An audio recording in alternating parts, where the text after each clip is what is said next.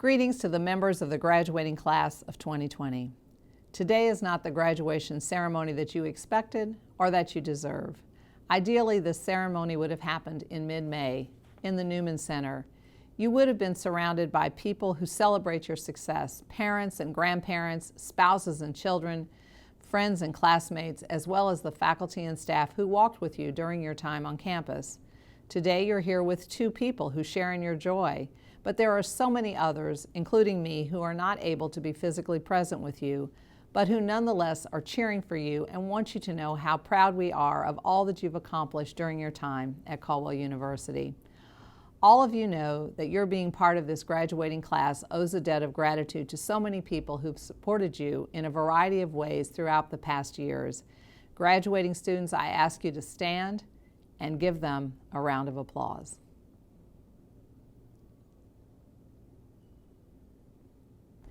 Thank you. My remarks will be relatively brief, but before I begin, I want to acknowledge the members of the Board of Trustees, the Dominican Sisters of Caldwell, the members of the Cabinet, and the faculty and staff at Caldwell University. I also want to acknowledge our student commencement speaker, Lamar Shea Chang, a student who's distinguished himself in so many ways while studying at Caldwell and who later today will address you as a fellow graduate. Particularly, I want to thank President Matt Whalen, who allowed me to return in this special way to speak with you graduating students who won a place in my heart from your first moments on campus during your freshman year and who remain in my prayers each day now that I've relocated to St. Louis as the president of Fontbonne University. In mid-February, long before COVID became a constant in our lives, an email arrived in my inbox from the father of one of our graduating seniors. Joel Lang, the father of Gianna Lang, who is participating in this ceremony, wrote me about the announcement of my, at that time, impending departure from Caldwell. In addition to the very kind things Mr. Lang said about my presidency and about the outstanding experience that Gianna enjoyed during her time on campus, Mr. Lang told me that he was looking forward, and I'm quoting, "to your commencement address to the class of 2020, knowing your words of congratulations and advice will close out the graduates' careers as undergraduates on the best possible note." So, Mr. Lang, in response to your email, I tossed my more generic comments and decided that for this, my final commencement as president of Caldwell University, I would write a more personal talk for our graduating students. So here goes. Students, this is your moment.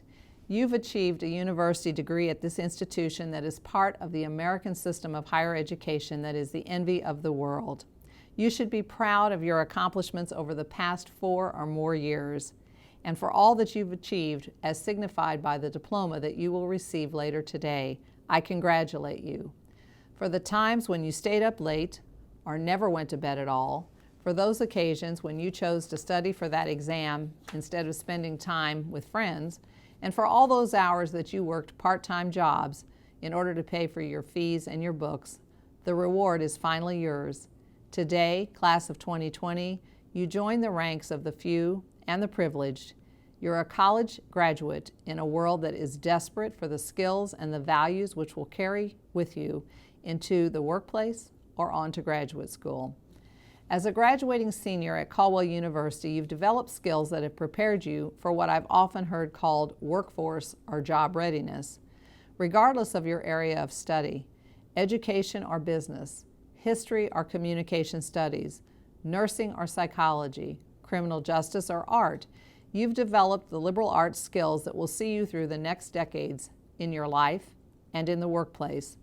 Here at Caldwell, through the dedicated instruction of your faculty members and the nurturing of our staff, you've become thought leaders who can analyze and solve problems, who can write and speak cogently, who can work independently or as part of a team.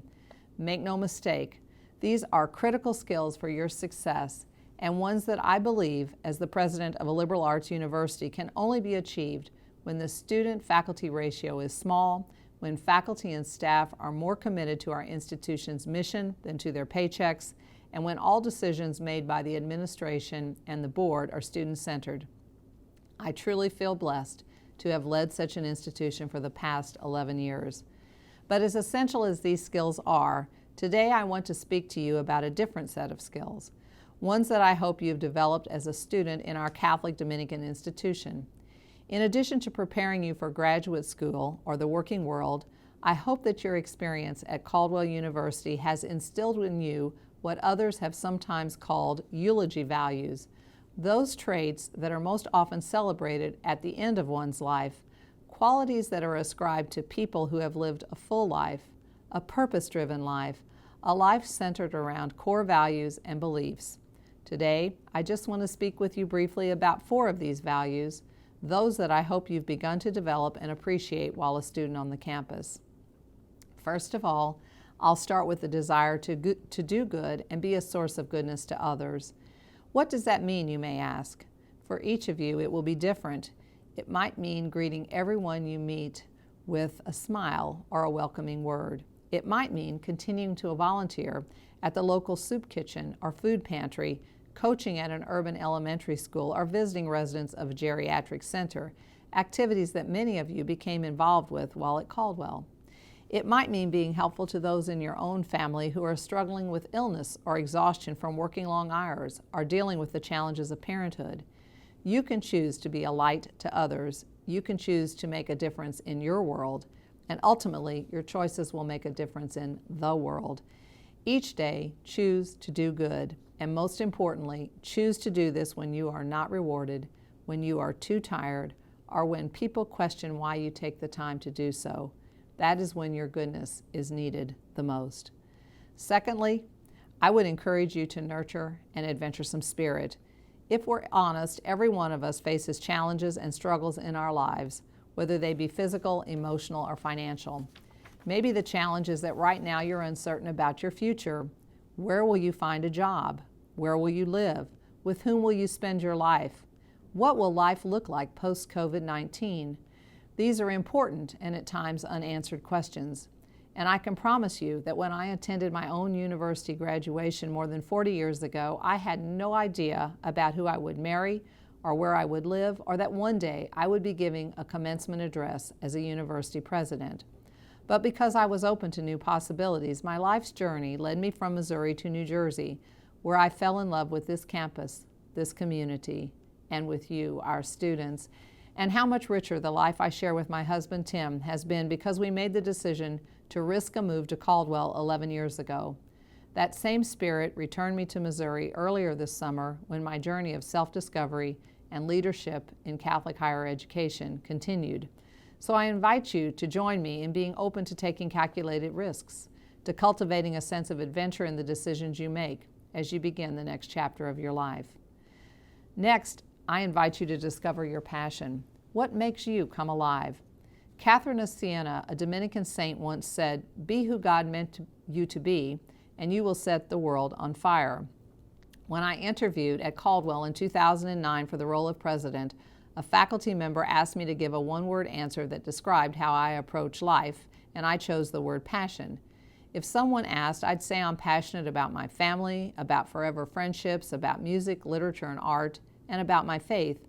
I'm also passionate about a career that focuses on teaching and learning, and luckily for me, I've been able to pursue that career path all my life.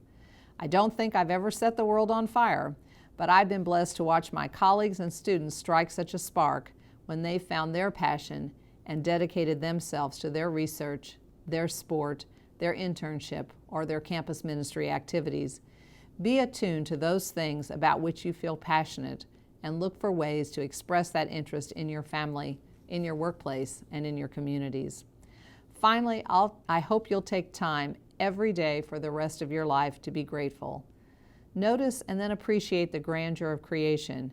See the magnificence in the budding of spring plants, in the warmth of summer, in the color palette of autumn, and in the briskness of winter's breezes. Someone who's grateful for these simple gifts will also be appreciative of the many other blessings that life holds: good health, a clear mind, supportive family and friends, employment, and freedoms too numerous to count. Embrace each day as a gift and take time to express appreciation to your family, friends, and to our Creator. Enjoy both the ordinary and the extraordinary, and be grateful to have the opportunity for such a life as yours. This is an exciting moment for you. our class of 2020 graduates, whose hard work and perseverance have brought you to the completion of your degrees. For each one of you, this is both the conclusion to a chapter in your life and the beginning of a new journey as you commence from Caldwell University and go on to graduate school or a career that has been decided upon or is yet to be determined. I am so proud of you, my final commencement class of Caldwell University.